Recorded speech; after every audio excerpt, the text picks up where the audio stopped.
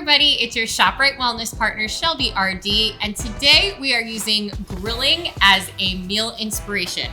We are going to take some grilled chicken, take a really delicious but super customizable marinade, and make a couple of different meals from this grilled chicken. So let's get started on our marinade. What we're going to do first is saute some onion and garlic in some butter. So we're starting off strong with a lot of good flavor. And for the most part, if you start with onion, whether that's the red onion we're using here, which I think works really nicely on the grill because it just has a lot more char and good kind of sweeter flavor.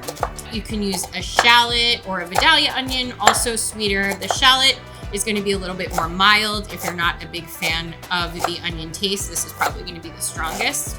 And then the recipe calls for 2 cloves of garlic, but I don't think you can ever have enough garlic. And so I'm using a little bit more than that just to really get that garlic flavor going and infusing into the butter. And the reason that we're using butter is we want that combination of both something to heat our onion and garlic, but we also want to get some of that really delicious flavor and that good caramelization that you get from the butter.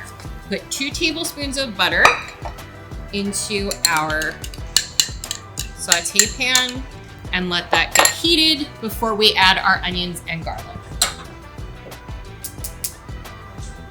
So we're going to put our onion and garlic into our butter and let that saute for about 2 to 3 minutes until the garlic is nice and fragrant and we've seen the onions start to soften. Now we want to add some dry seasoning to our chicken because we're going to get that searing on the grill first. So adding this nice chicken rub is going to help to char the outside and get that good sear and good flavor on the outside of our chicken. So I'm just sprinkling this on, flip it, and get it nice and coated. If you don't have a chicken seasoning in your home, you can just use your garlic powders, your onion powders, or maybe if you want to go a more herby route, use your dried basils, your dried parsley, dried oregano. But really you just want to get something on there so that when you put it on the hot grill, you can get that sear going and get that flavor started. Now we are going to add some more flavor elements into our marinade. So we have 3 tablespoons of brown sugar, and this is going to help to thicken the sauce and to really get that nice caramelization. We also have 2 tablespoons of soy sauce. Anytime you add soy sauce to your meats on the grill, soy sauce has this umami flavor, which is kind of a special taste sense. It's beyond sweet, beyond savory, and really just gives this delicious flavoring to anything that you cook. So soy sauce, also Worcestershire sauce, has really nice umami flavor components. So we're gonna put those into our butter and our onion and our garlic. I also have a tablespoon of lime juice just to get some acidity in there. And that just helps to break up a lot of the kind of unctuous fatty flavors in the butter. And a little bit of chili powder just to have some spice. And then so that we have enough marinade to keep basting it, I'm just gonna add 3/4 cup of chicken stock. All right, I'm gonna whisk that all together. We're gonna turn the heat up to high, and once it starts boiling, then we're going to reduce it to low and let it keep reducing until we have about a cup of seasoning left. Okay, so now we're gonna take our seasoned chicken, we're gonna put it onto our grill, and we're gonna let both sides sear before we start adding that marinade on. When it comes to cooking proteins on the grill, there are 2 things that you really want to do to make sure that you get it perfectly cooked. One is have a thermometer so that you can get the right temperature. That way you don't overcook your meat.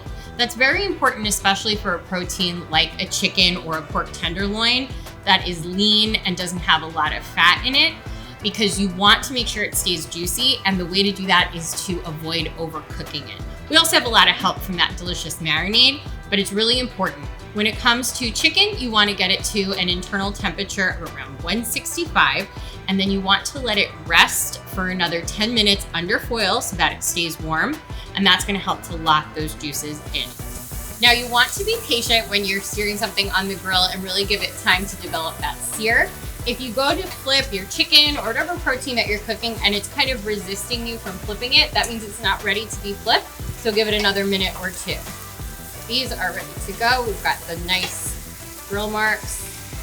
And then once again, we're gonna let it alone and get another sear on that side before we start adding that delicious marinade and really incorporating that flavor as the chicken continues to cook. Once that chicken has reached an internal temperature of 165 and you've let it rest for 10 minutes, then you can cut it into pieces and you are ready to use it in multiple meals. So this chicken is delicious on its own. You can have it with a couple of easy side dishes like a potato salad, coleslaw, bagged salad mix that you can top this with, or you can make two of the meals that I'm going to show you now.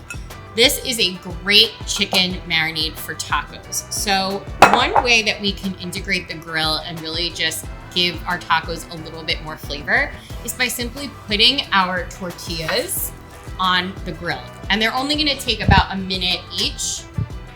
We've got that nice browning happening on our tortillas. Give it another minute on the other side. Now these are nice and warm. The other thing that this helps with is if you are going to go the burrito route and you have a bigger tortilla, heating it up is gonna help make it a little bit more pliable for when you fold it and want to get all of those fillings in there. So now we go on to building. Now you can also add another grilling element. If you have some corn on the cob in season, you can put that right on the grill and get that nice char and then cut the kernels off. Or you could just use a thawed frozen corn as well if it's not quite corn season. But that's gonna add a nice punch of sweetness. We're gonna add a little heated up queso, which is always really nice because you get that creamy element. You don't have to worry about the cheese melting, it's already done for you. We're going to put our chicken right on there. All right, and then we are going to finish it up with a little bit of the corn.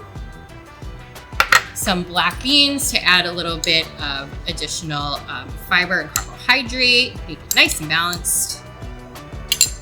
And then finish it off with some cilantro. And this is really nice. This is, if you're like me and you buy your herbs and then sometimes forget to use them, getting the freeze-dried cilantro is a really nice way to always have it on hand, especially if you like to cook tacos, make guacamole a lot, you'll always have it ready to go.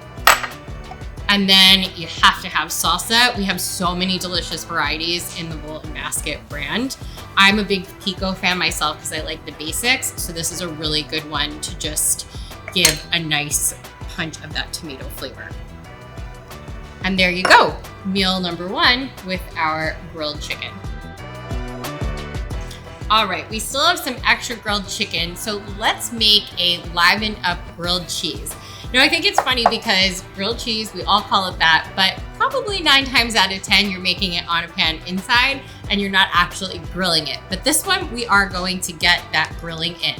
Now, when I make grilled cheese, I usually like to use 2 different cheeses, something that's a little bit more of that staple grilled cheese, a little bit more generic flavor, like a cheddar or an American, and then something a little bit sharper, like a provolone or a Swiss or a Gruyere, that's gonna add a little bit of punch to the grilled cheese flavor. We also have tons of flavor that's gonna come from that grilled chicken, and that's also going to add some nice protein, which is going to make this a much more filling grilled cheese than your typical grilled cheese or grilled cheese and tomato. You wanna make sure that that cheese is your first layer so that when it hits the grill, it's gonna get nice and melty. The chicken's already cooked, so we're just looking to get that heated through, not melty like the cheese. And then we're just gonna layer on a couple of strips of our chicken.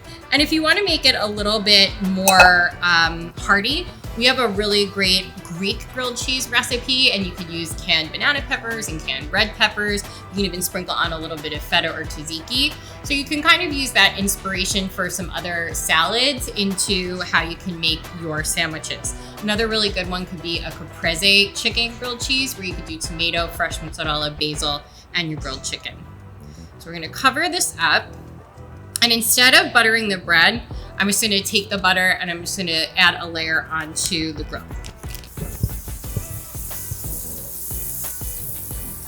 And that butter is gonna give us that flavor and that crispiness that we're looking for. Okay, after you start to see your cheese get a little bit melty, you are going to flip it. And again, we have those beautiful grill marks, which you're not gonna get inside frying pan the same way you do with that grill, and that nice charred flavor. And it's nice and crisp from the butter. So as soon as you see your cheese get melty, they are ready to go. And there you have it, a delicious marinade for grilled chicken that can be used in multiple ways. For additional recipes, make sure you like this video and follow us for more meal inspiration.